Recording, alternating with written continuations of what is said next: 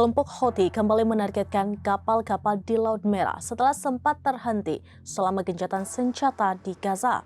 Hal ini membuat Angkatan Laut Kerajaan Inggris khawatir karena kapal induknya bisa saja menjadi target serangan berikutnya. Kekhawatiran itu diungkap melalui surat kabar Inggris The Times yang dipublikasikan pada Jumat 14 Maret pekan lalu. The Times melaporkan bahwa kapal induk HMS Prince of Wales sedang dalam perjalanan ke Samudra Hindia dan Pasifik untuk misi militer. Namun rute perjalanan yang melewati Laut Merah menempatkan kapal tersebut dalam posisi bahaya. The Times mengingatkan kembali serangan serupa yang menimpa kapal perusak Inggris HMS Diamond di wilayah tersebut.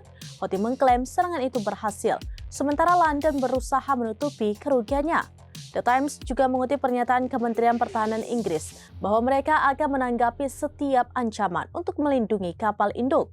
Namun surat kabar itu juga mencatat realita di lapangan terkait ketidakmampuan Inggris dalam menghadapi canggihnya teknologi Houthi. Mengutip Tribunnews.com pada Kamis 20 Maret 2025, saat ini perlawanan Yaman secara konsisten menyerang kapal induk Amerika Serikat USS Harry S. Truman menggunakan rudal hingga drone.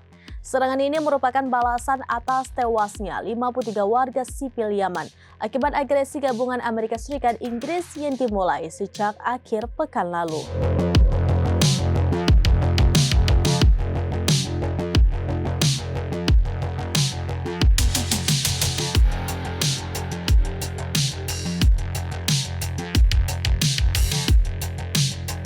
Demikian informasi terkini Syedara Lun, saksikan terus beragam informasi lainnya. Coba like dan share seluruh akun serambinius.com.